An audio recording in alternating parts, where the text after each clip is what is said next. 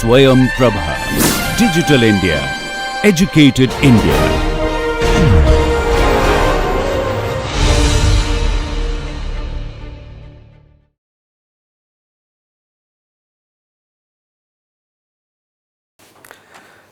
Session here, and at this stage here we have Wednesday the 15th.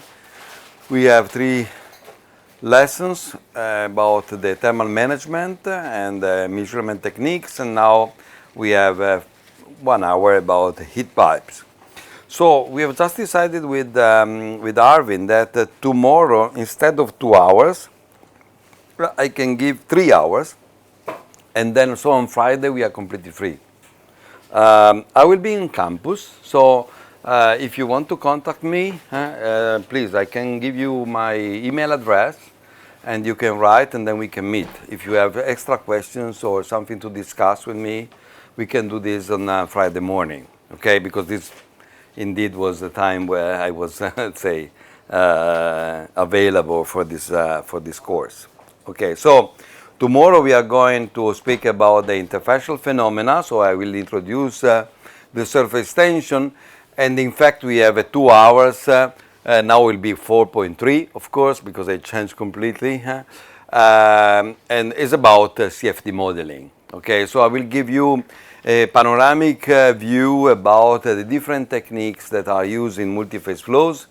Of course, again, in 2 hours, it's not possible to enter in too many details, but especially for the second part, the second lesson, I will enter a little bit more in details since I heard from you that maybe this can be interesting about the VOF and level set method. So I will focus on this more on this part, let's say, on this and second part, let's say. The first one will be something that we are going to speak about, even simulation for gas-solid flows, for example. No, they are completely different because you don't have an interface and so on. So, okay, but something general, but I think that is interesting. Now, today we are going to speak about heat pipe. This was 5.3. And I'm going to speak about the fundamentals, the applications, and in fact the last part, again, this is my style as usual, and I will speak about, let's say, heat pipe fundamental. The last part, in fact, is about the supplementary material because we don't have time to enter in this, but I will give you this part because I think that it's interesting to know the different applications that we may have with the heat pipe. Only to tell you something about my experience in heat pipes, I started with this topic in 2007. Yes, 2007. So about 18 years ago. And the idea was to have, let's say, to try, let's say, to simulate the behavior of a satellite thermal management system. So my interest was really on satellites because I did some project for the Italian Space Agency, mainly based from, let's say, on the concept of having a pumping system. So was something, the idea was, is it possible to bring in space a pump to have a flow boiling? You heard now, no? This was the idea because I came from microfluidics. So I work in microchannel cooling, so this was the first idea. And I got a couple of projects. But then at that point, 2007, I said, why not trying to understand if it's possible to have something flexible?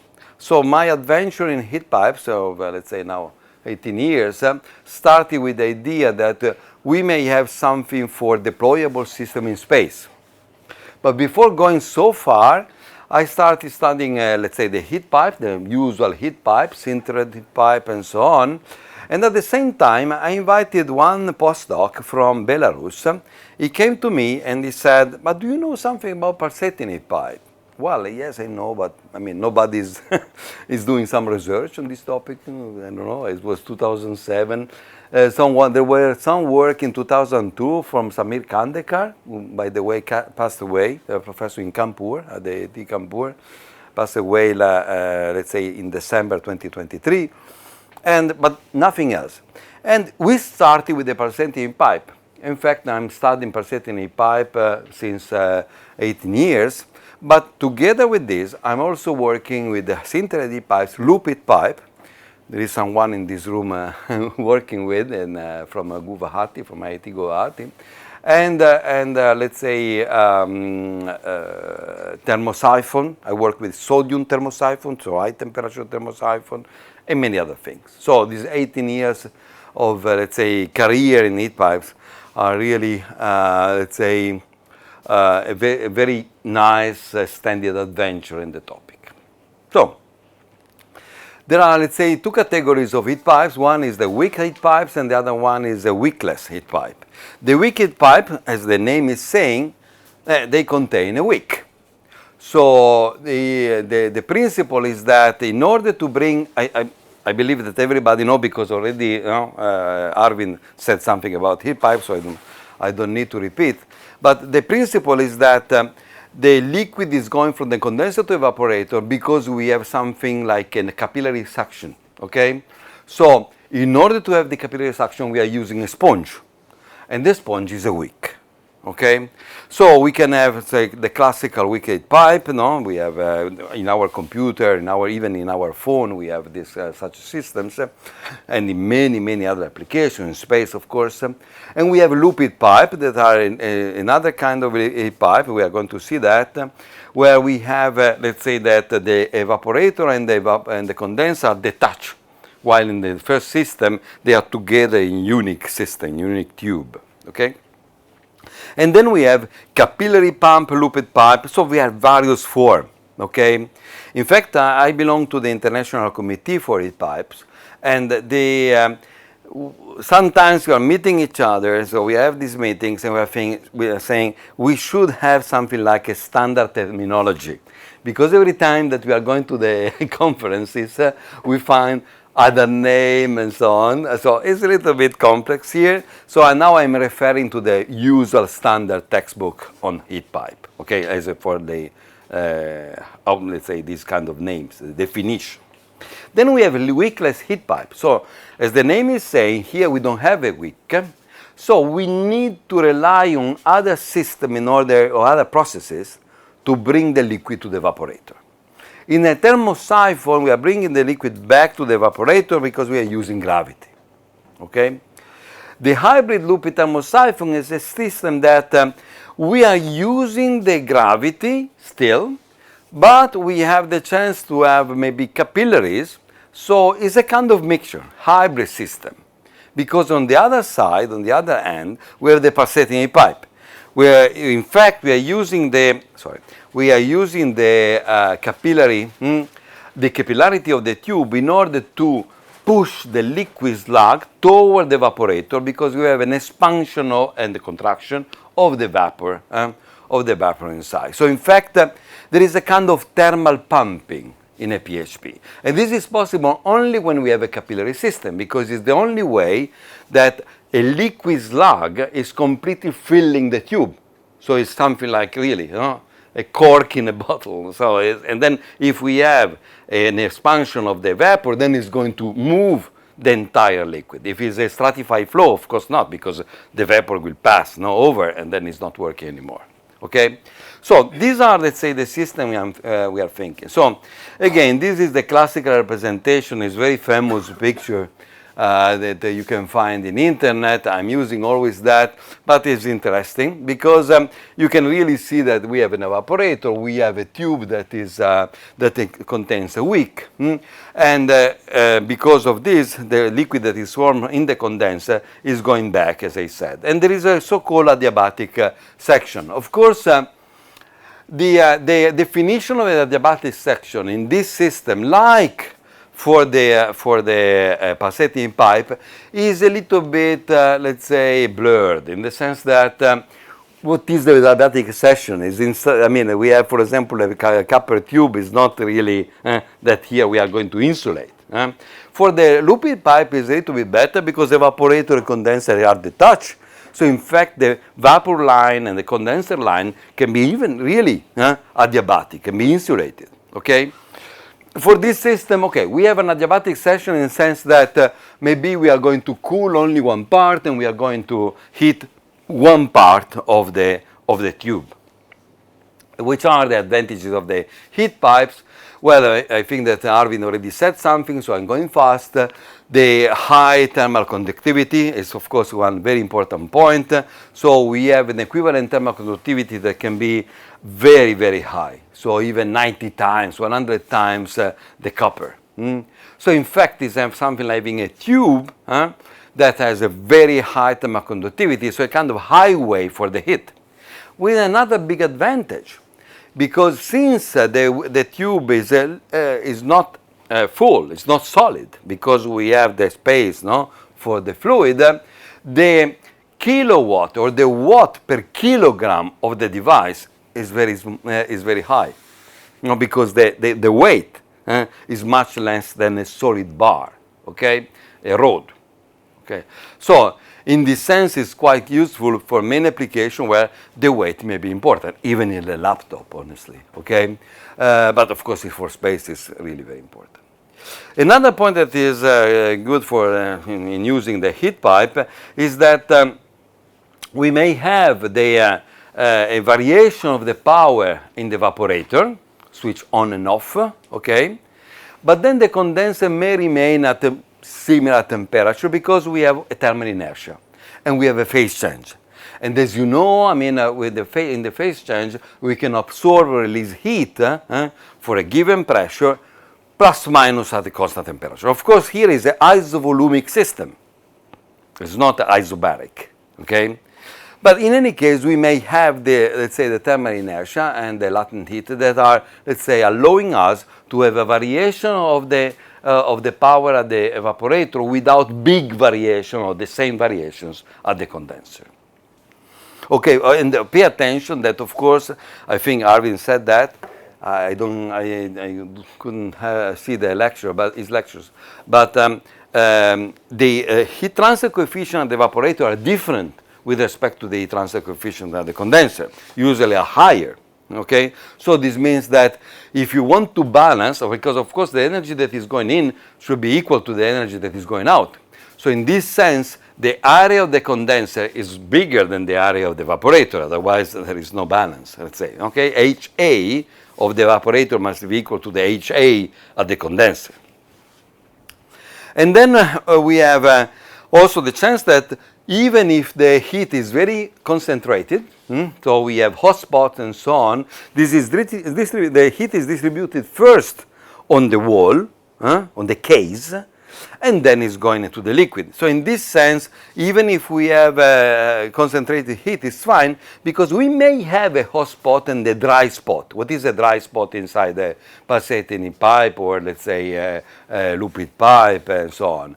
It's a place where we don't have liquid anymore, and it's not possible for the incoming liquid to, let's say, to the incoming vapor to become to phase change, so to become liquid again, because the temperature is too high, for example. So we have a lightning frost phenomena and so on. So in this case, we have a problem. Well, but even if we have a local hotspot, the system is still working. This is the reason why we have, because it's going to use the case to transfer the heat.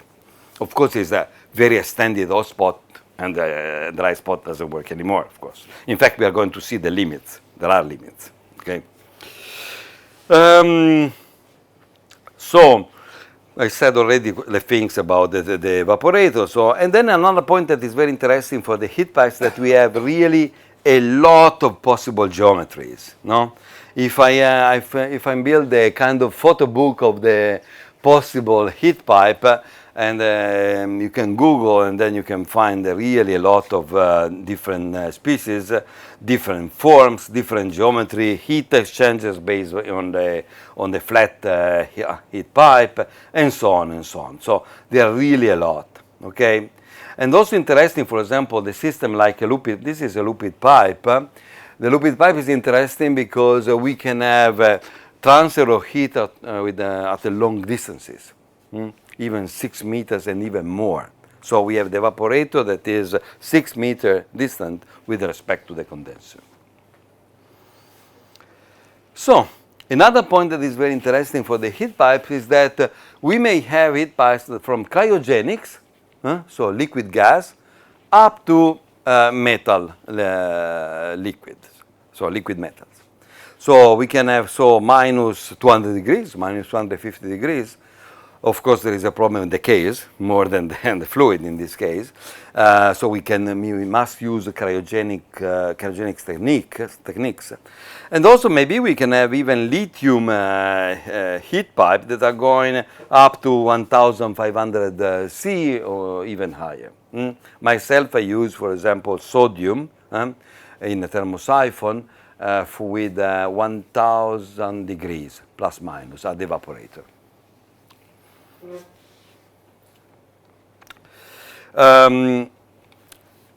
As you can see already here, for the different fluid, we have, and here is the power that can be absorbed by the very similar system, okay? The power is reaching a maximum. So one of the problems of the heat pipe is that the people in the companies, for example, they use a heat pipe like, okay, we have something that is something like a rod, a copper rod. So you put the rod, you know the thermal conductivity, you're doing your finite element analysis, and you get an answer, it's fine. Well, it's not like that. First of all, because the thermal resistance of the system is depending on the heat flux and the power. It's not anymore something constant. So K is a function of flux, is a function of power in this case. The equivalent K, the equivalent thermal conductivity. And another point is that we are going to see there are limits and there is an optimum in using the heat pipe. It's not possible that the heat pipe is working with all the powers are in the same way. We have heat pipes with also a lot of different dimensions. We cannot have heat pipe very, very small because we are going to see there is a pressure drop inside. So if the channel inside is too small, and it's very difficult to get something. Even if, for example, a group, I think in Korea, they did recently a pulsating pipe where in a let's say a flat plate pulsating pipe in a thickness of 0.4 millimeters. 0.4 millimeters, okay? Pretty. But of course what happened, so it's possible, but the efficiency is low because again, the system is really very, very thin. We can have really various kinds of heat pipes. I'm not entering now in the details. So, let's speak about the limitations of heat pipes. As I already said something about the dry out. So, we have a capillary limit. The capillary limit means that the capillary pressure is too low to provide the liquid to the evaporator. Okay, so in this case we are going to have dry out at the evaporator. If it's only one spot because we are going to, let's say, to heat the evaporator in only one position is something. But if the capillary pressure is not enough to bring the liquid to the other side, then of course it's a big problem because it's a general dry out. It's not only one point. Another point is the boiling limit. Again, this is when the heat flux is too high, and inside we're going to have, for example, a phenomenon like Leidenfrost and so on. So again, it's not possible for the liquid to arrive until the end of the evaporator. Then we have the entrainment limit. The entrainment limit is when the vapor is going inside and is pushed, of course, from the evaporator to the condenser, and there is a liquid that is trying to go from the condenser on the other side, and this velocity of the vapor is so high that it's going to strip, it's going to break up the interface, or it's going inside the wick, when we have a wick system. So in this case, the liquid is not able to arrive on the other side, yes. Sonic limit, well, in some case, we have that the vapor velocity is really very high, and then we have a choke flow. Again, the choke flow is preventing the liquid to come back. And finally, we have the viscous limit. For example, when we have, let's say, a liquid that was with too high viscosity, for the design that we have, or for example, we are going very low with the temperature, the viscosity is going to grow, and then we may have a problem. So let's study a little bit more what is happening in terms of limitation of the heat pipe. So here is a classical image from Peterson 1994. Nothing changed from 1994, so I can use this image. We have, this is the temperature, this is the power, and when the temperature is very low, for example, we have the viscous limit, we may have the sonic limit.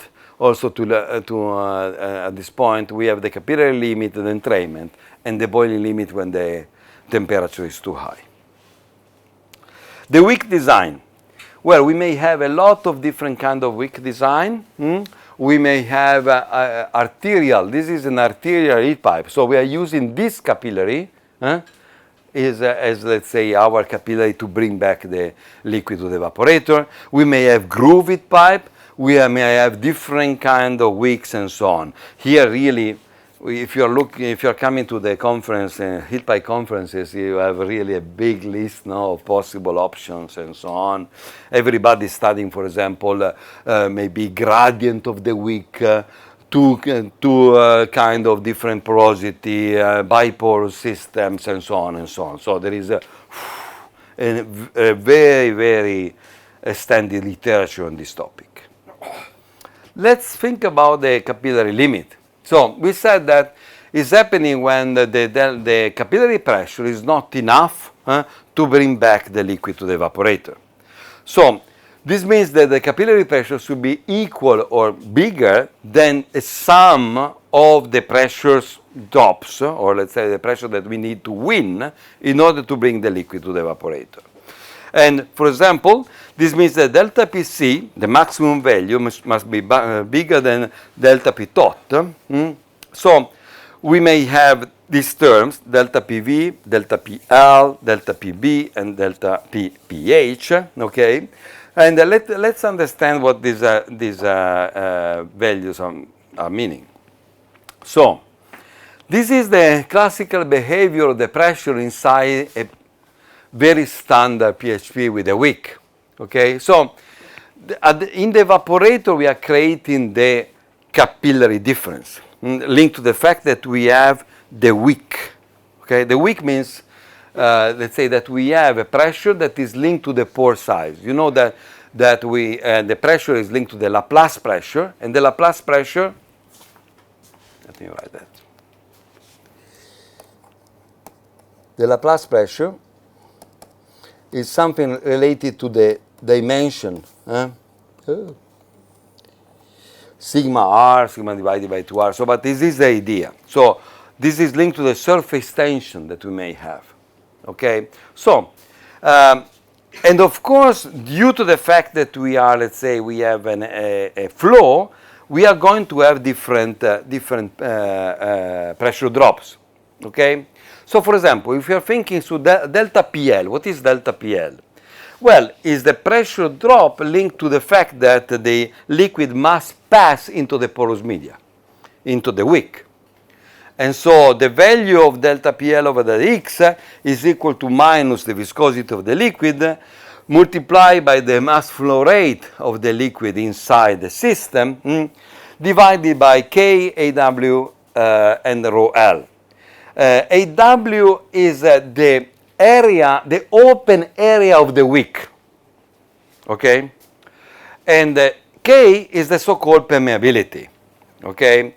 Is a value that is related to the pore size, the pore volume, in fact, and can be used. It's a little bit rough, but it's okay. There are many other, let's say, ways to write this value, but is very clear that is depending on the dimension of the pore, and then there is a factor FL that in fact is a kind of tuning factor, and then the Reynolds of the liquid. What is important to say in a wick, you may have very small pores, but the heat pipe is not working. Why? Because one can say if the pores are very, very small, because the capillary pressure is going to sigma divided by r, of course the capillary pressure is going up, no? With the 1 over r, so it's going very fast. So, well, yes, it's like that, but we need that the wick is also topologically open. Because you can have very small pores, but if in some point the pores are very small, but they are blocking the passage, doesn't work anymore.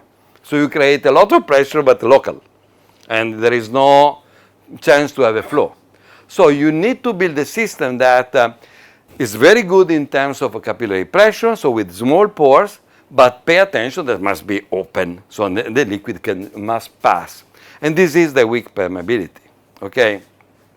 So the weak permeability then is not only a question of epsilon, V pore over V dot, for example, but is really linked to the fact that we must be sure that there is a connection between one pore and the other, otherwise it doesn't work. So-called weakability. Okay. Another point is that the PV, delta PV, what is? Is the pressure drops linked to the vapor. And here the things are, let's say, easier in the sense that it's a classical flow. Of course, if we are not going to the limit of the sonic limit, no, with the compressibility effects, we can say that the flow inside the laminar is laminar, both for the liquid and for the gas. So we should be always in situation like these ones, okay. And here what we have is that there's a classical part linked to the pressure drops, but then also what we have is the fact that there is a pressure due to the phase change. And now you should remember what I said in my talk about, my lecture about the equations for the two-phase modeling, so the multi-phase flows, that there is a pressure, so there is a work linked to what? The mass interaction term. You remember? Wi. The theory that I described is super important because it contains all the information that you're going to use. Of course, it was very concentrated, but I mean, this term is very important because we are going to find this term also tomorrow when we are doing CFD modeling and so on. We are going to find the same theory translated, okay, for the different cases, but we are going to use the concept. The general concept I gave are really the basic part. So, how much is the K? As you can see here, there are different expressions for the grooves, an artery, an annular wick, a screen wick, and a packet sphere, and so on and so on. So, these equations are mainly empirical. So, here is 122 and 137.5. But what we are doing when we are doing simulation of heat pipes, in fact, is that at least for the first time we need to tune, because these values are important and because they are really deciding the permeability, so they are deciding the value of delta PL, so we need to tune them. One can think, why can we, let's say, simulate a heat pipe with using CFD? Because this is a good question, of course, yes. Well, it's possible, yes, but again, we don't know exactly the structure of the porosity. What I did, for example, once I studied the droplet impact onto porous system, and we had a stone that was porous. We went to let's say, a system that is with X-ray. We had the structure, the internal structure.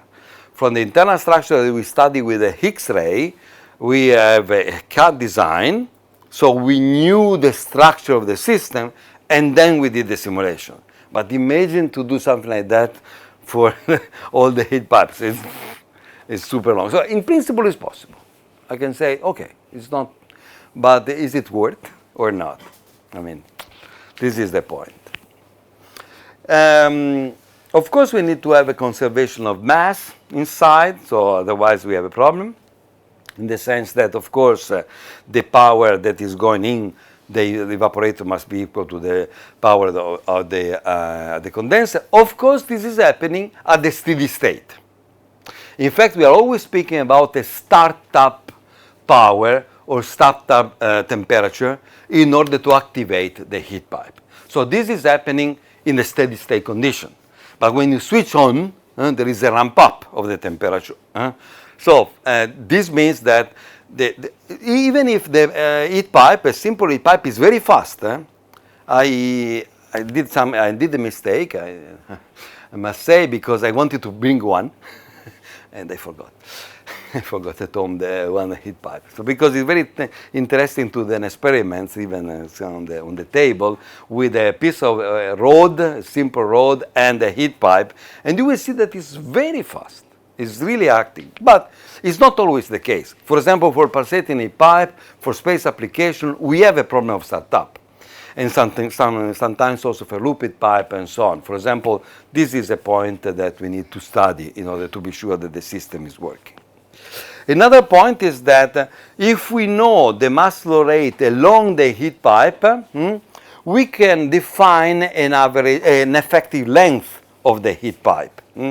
And this is also another point that is pretty important, because we can assume that the effective length is 1/2. This is an estimation, but is okay. 1/2 of the evaporator length plus the length of the so-called adiabatic. This means that where we don't have the evaporation, we don't have the heater, and we don't have the cooling system, let's say, plus 1/2 of the condenser length. So the total, we can write using the effective length, we can write the delta PL, for example, also the delta PV. So in this case, we have an estimation. We are going back to this point. Whoa, my God, it's very late. Okay. Boiling limit, I need to accelerate, is linked to the power, okay? And of course, it's linked to the boiling that is happening inside. We are boiling. This is, imagine, if a weak system is a boiling porous media. It's a boiling in porous media because we have a liquid that is going inside the porosity. So this is a very, very difficult, complex phenomenon, because you have also the local pressure is not the pressure that you have when the liquid is in the bulk, because you have pores. So you have a difference in pressure due to the capillary. Okay? Pressure. So this means that if we have a given pressure, then inside the different pores we have a different pressure, so we have a different saturation temperatures. Right? So, and then you start thinking, well, this is not easy then. Because, and then it depends also on the wick. If the wick is conductive or not. Imagine so to have one pore like that and big pore like that. Big means 10 microns, 5 microns, something like that, no? But you have difference, and so the two temperatures are different, because the saturation temperature is different, because the pressure is different, okay? Then, of course, if the conduction is very strong, then you have really a very high efficient mechanism of transmission, because then you are going to homogenize the situation. So, for example, then it's very important, a steel wick, the wick made by of steel is not efficient as a wick made by aluminum or by copper and so on. So this is also another point to think about. But what is happening is that, of course, the boiling is linked to the fact that we have nucleation inside, okay? And the nucleation is a very complex phenomenon. It's not, there are, let's say, expressions for the nucleation, but it's quite complex. Another point that you saw, I think, with Arvind is that when we are dealing with boiling, we are dealing with a boiling onset temperature. So this means the first temperature where we are going to start to have bubbles inside. And the bubbles also in the capillary system move in a very complex way. And the critical point, the critical superheat. So this is another point to study, okay? When the heat flux is beyond a given value that is determined by the fact that we have reached a given temperature, okay, we may have the boiling limit. The point is that how much is the thermal conductivity of the system, because every time that we're speaking about boiling, we're speaking about the thermal conductivity of the liquid, in this case, plus the porous wick, if we have a porous wick. And there are many possible equations, Again, these are, let's say, empirical equations. So there are averages that are used to determine what is possible to have. For example, this is a work that I have done some years ago in 2013, and is a lumped parameter model of a sintered heat pipe, okay, where we describe the sintered heat pipes with the lumped parameter network, okay, was good. So it's possible to write the equations for the network.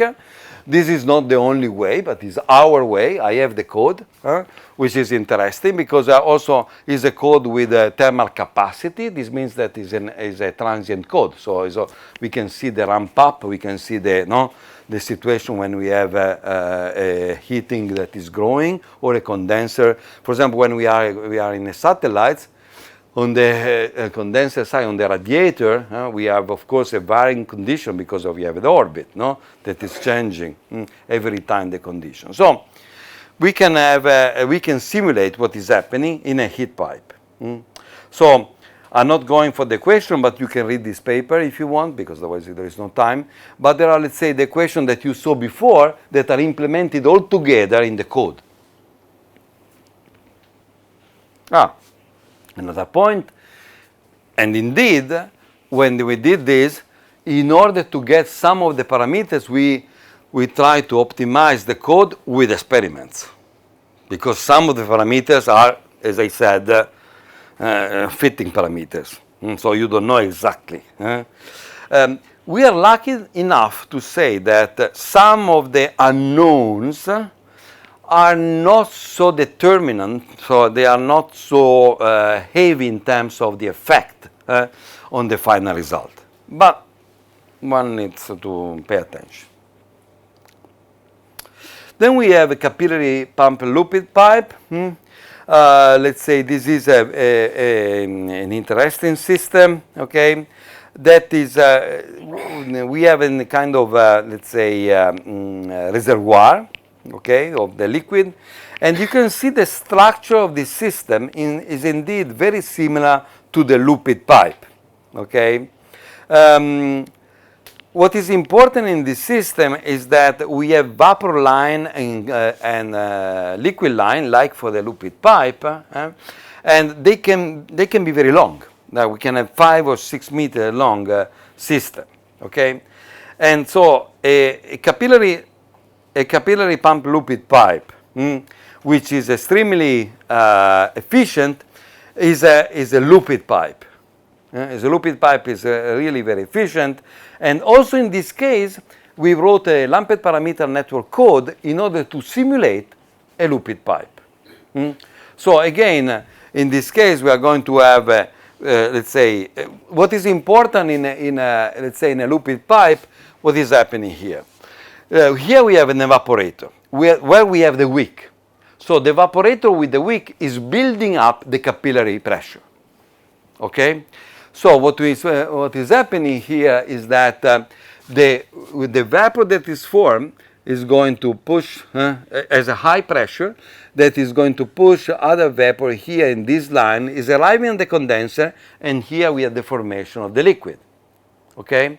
And the liquid is pushed in the other direction until a compensation chamber, okay? And you can see from this graph that the compensation chamber, we plotted the compensation chamber at a given distance from the evaporator with the bayonet, but in fact can be together, can be in the same piece. We may have a room, a space for the liquid to enter. And this is avoiding the dry out, because if you have the liquid that is going inside, there is a kind of reservoir for the liquid. Otherwise, we may have a problem, because the critical point is that we need to be sure that the liquid is going back, is pushed in this direction, okay? One way is to have, for example, the liquid line that is small, but then we are reducing the length, the distances, because if we have capillary, we have more pressure drops.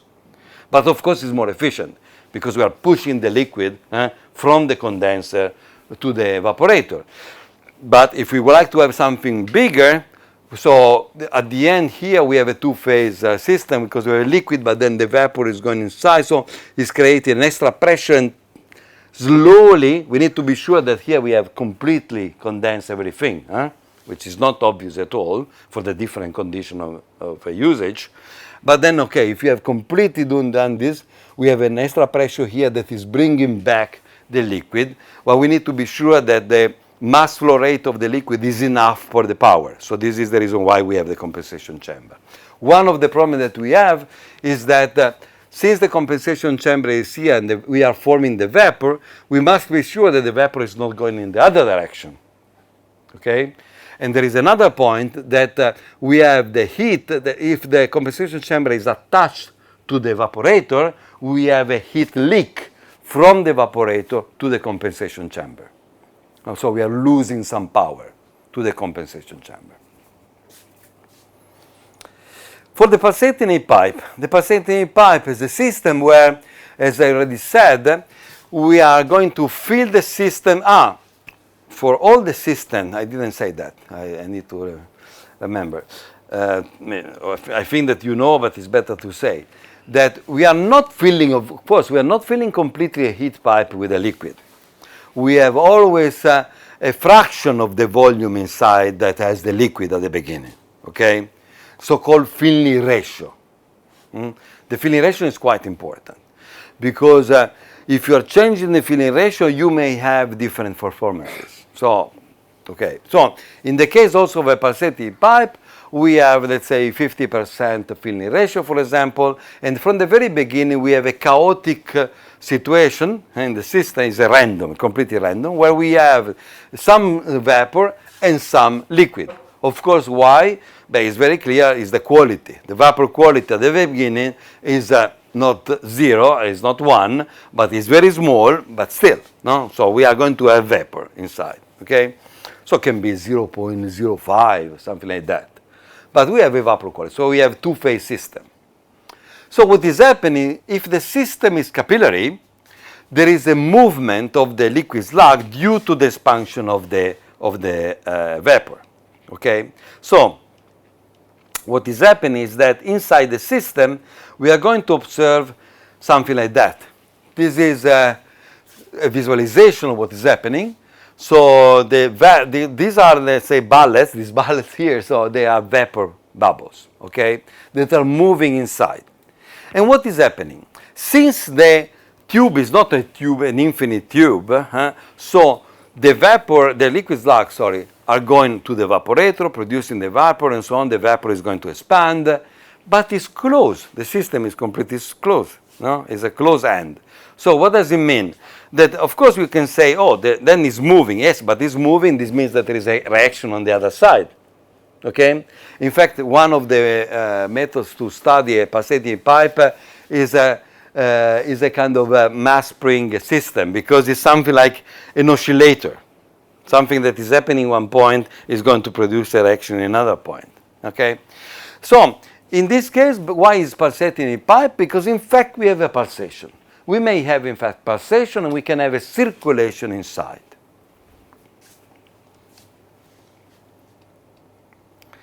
So, why is it interesting? No need for external pumping work, simple construction, low manufacturing, less size and weight due to the lower mass, and high heat fluxes. Of course, with respect to a sintered heat pipe or a loop heat pipe, the first point is the same. Simple construction, no, it's simpler, a pulsating heat pipe. So it's like, because you are doing loop heat pipe, and it's quite complex to have a loop heat pipe that is running, because it's not obvious to design the evaporator. Something can be a problem. So the pulsating pipe in this sense is very simple.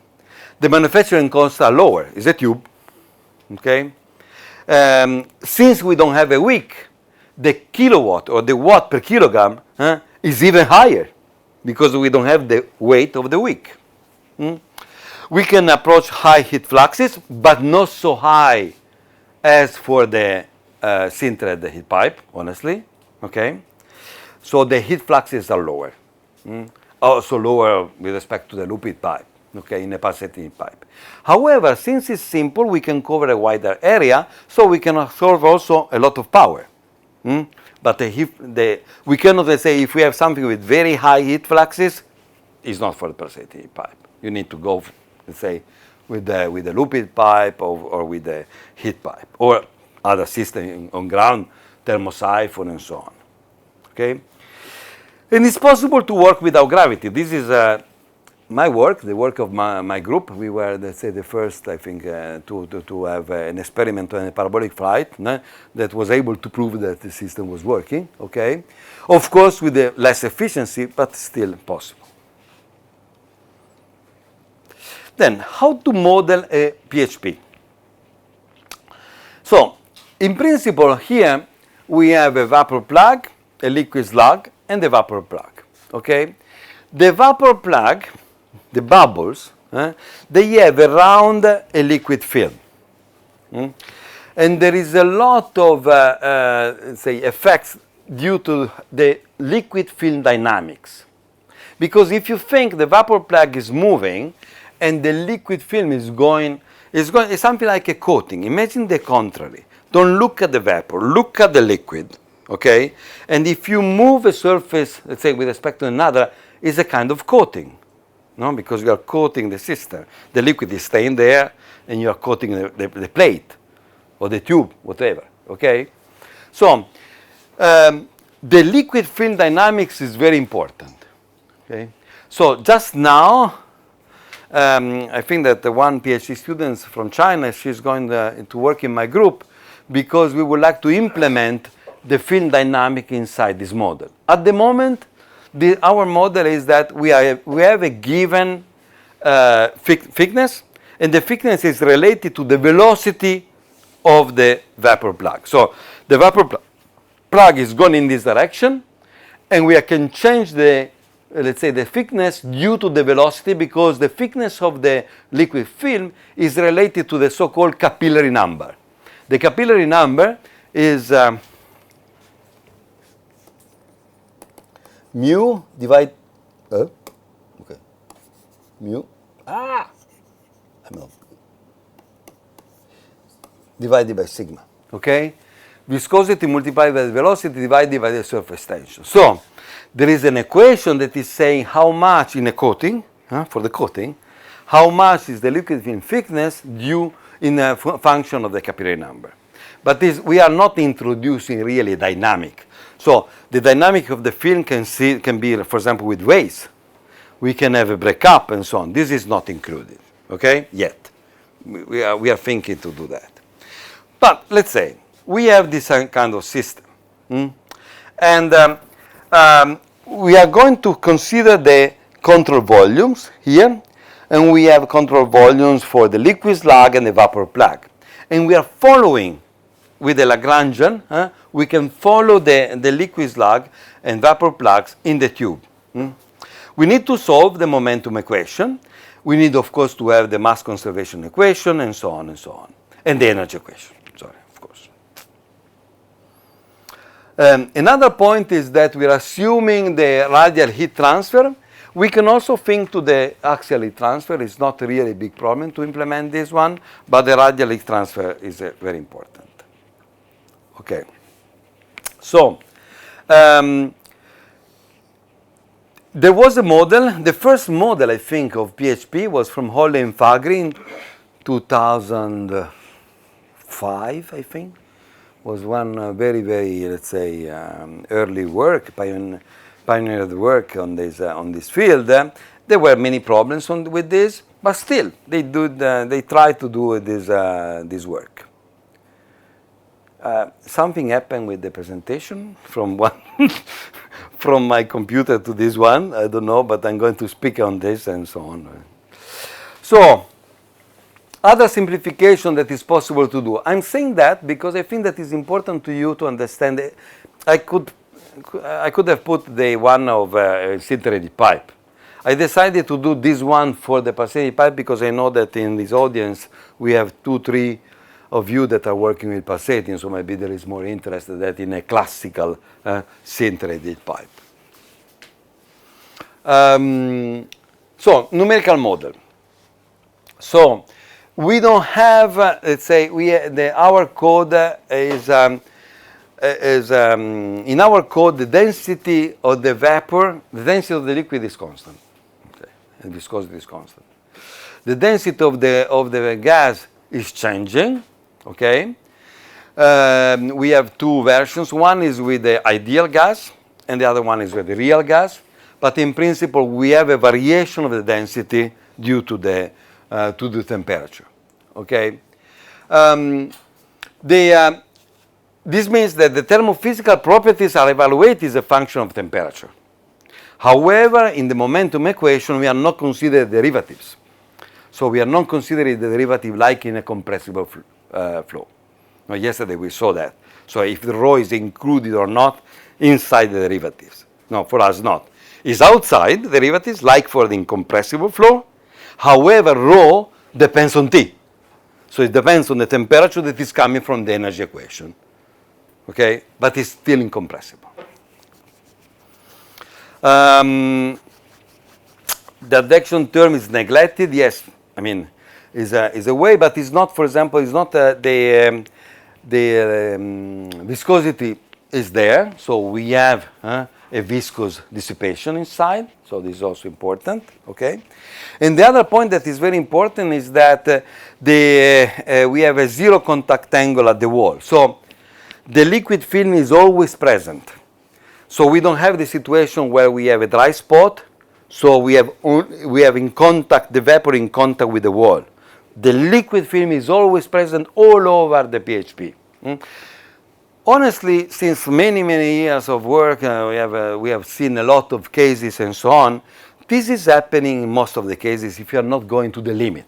So if you are staying, let's say, in the limit of working of the PHP, we have liquid film everywhere. Of course, if you have a little bit too much flux, for example, then of course you are creating a dry spot. In the case of dry spot, the contact angle is becoming very important because it's deciding the form of the meniscus. Okay? So in this case, we don't have zero contact angle. Inside in the vapor plug, the pressure is uniform. Okay? And in this first version, as I said, there is ideal gas. Okay? The enthalpy is considered a saturated condition. And then we got a big problem. We work a lot on that. Because, of course, what we may have is that the bubbles can break, can coalesce. So we need some mechanism, some closure equation to understand how it's possible to determine when the bubble is going to split or the bubble is going to merge. Two bubbles are going to merge. Because the liquid film, the liquid slug is becoming very thin. So, and of course you can understand already that there is the threshold, and the threshold is somehow empirical, so it's a kind of fitting parameter. Another point is that, no, it's like something like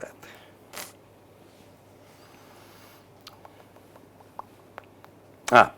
Of course, the other point is that we need to rely on heat transfer coefficient, like Arvind was speaking about heat transfer coefficient for evaporation, boiling, condensation. No? In this case, the heat transfer coefficient that we're using with Nusselt, function of Reynolds and Brandt, in fact, are usually working for a flow with a given velocity, maybe with an entrance length, is not a problem, but the acceleration is not there. So this can be, of course, a big problem, because in a passivity pipe, there is an acceleration of the vapor plugs and liquid slug. Okay, so this is again a simplification. Okay, so and this is very interesting because try to go to Google Scholar and find a paper dealing with the heat transfer coefficients with accelerating or decelerating flows. Try in two-phase system. There is really so very few works on that. This is really a kind of research that you could do because it's very interesting. Okay, experimentally there is nothing. It's very difficult to find data. So, okay, you need to rely to something. So, the time is passing very fast. So, you are going to see in the slides, but we are going to build a model with, say, a classical equation for momentum. This is for example, for the liquid slug. And so we have the terms like the gravity, the vapor plug, expansion and compression, the viscous shear, and the local pressure losses. So this is another point. In the pulsating heat pipe, what is also important that we have turns, no? So then we need to add always the pressure drops linked to the turns. If you are not considering the fact that you have these pressure drops, very classical, very classical estimation of the pressure drops when you have liquid or gas passing on, in an elbow, 90-degree elbow, for example, you have a concentrated pressure drop, no? Instead of only a distributed. But the concentrated pressure drop is very important because we have a lot of turns. So this is not negligible. We need to consider that, especially because sometimes you saw from the images, from the videos, the velocity of the vapor and the plugs is not so small. We are speaking about 1-2 meters per second, which is not, in a small device, is very fast. 1-2 meters per second, depends on the conditions.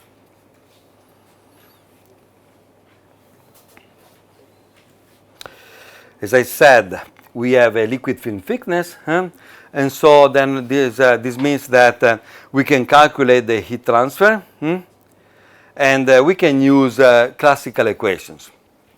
I hope that in the PDF it's not like that, but in my screen worked, so I think that the PDF should be okay. If you have any problem, let me know, so I will arrange, but I think that it's something really related to the fact that I passed the, the PowerPoint from one computer to the other. But, okay. Yes. The HL, for example, we use a classical equation, Shah and London. As you know, when we are dealing with this kind of system, with the phase change, the accuracy of the H is quite limited. So we are speaking always of plus minus 30%. This is we need to survive with that. It's not possible to change this. And then so we have the different condition, Coolebrook for when the Reynolds is below 10,000. Usually we are in the, let's say, also in laminar conditions. Because the tube is so small that even if you have 1 meter per second, we are with a Reynolds that is low. But we implemented everything.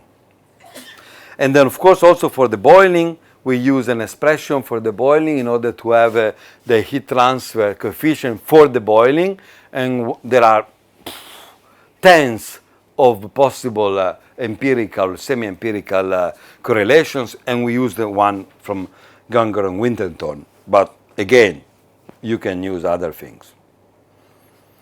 In fact, we tried with other, let's say, this is very interesting. Since one can say, okay, but this is maybe not working and so on. Look, the heat transfer coefficient on the boiling side and the very, very high with respect to the rest. So maybe it's not 10,000 watt meter square Kelvin. Maybe it's 15,000 or 20,000 watt meter square Kelvin. We tried, doesn't change anything.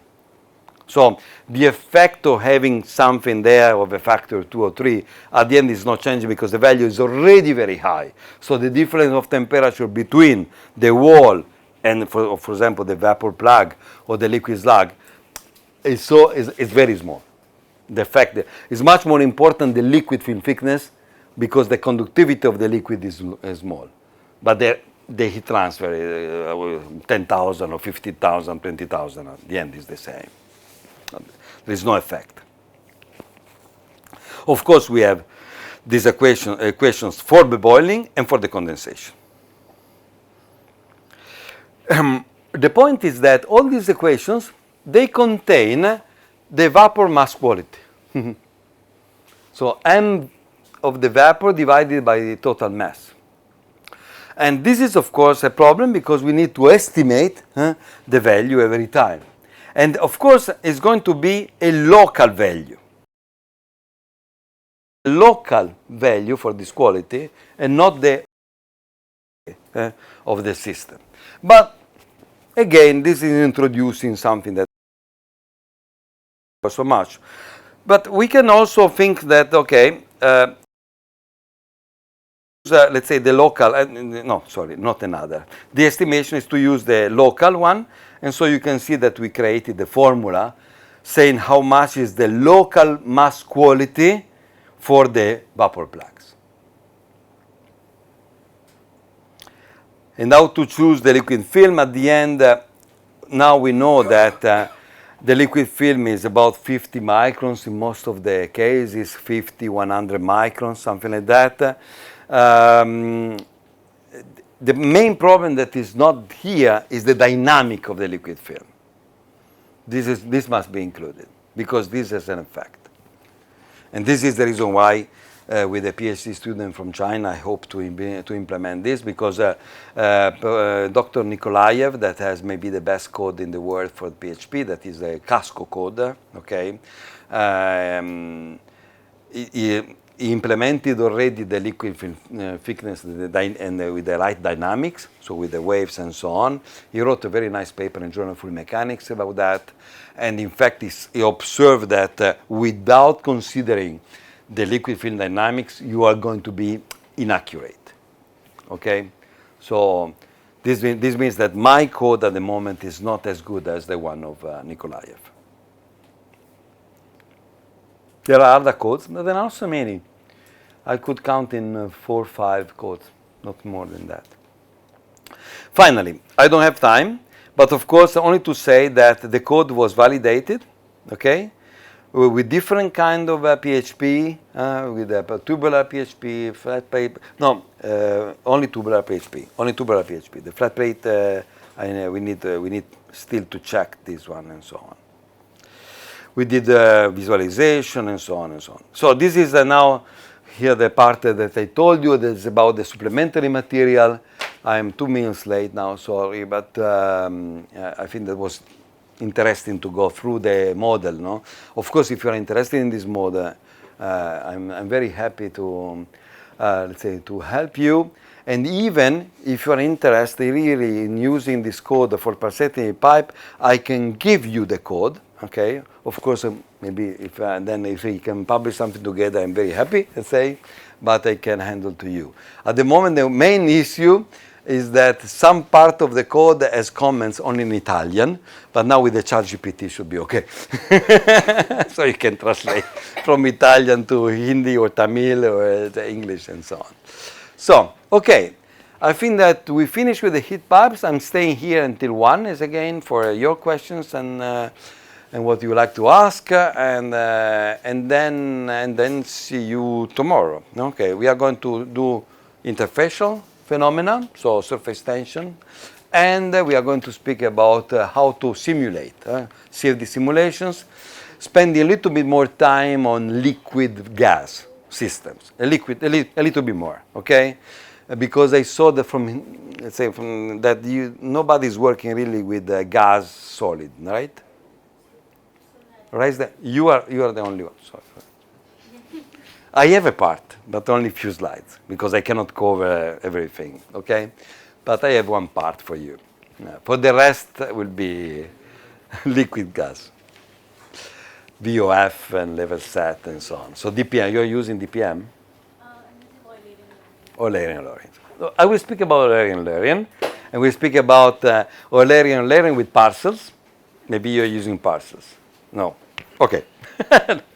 Then is also two fluid. It's a 2 fluid model. Okay, I'm going to speak a little bit about 2 fluid model. Okay, 1 slide. But it's okay. Okay, thank you so much, and you can stay and you can ask questions. Otherwise, see you tomorrow.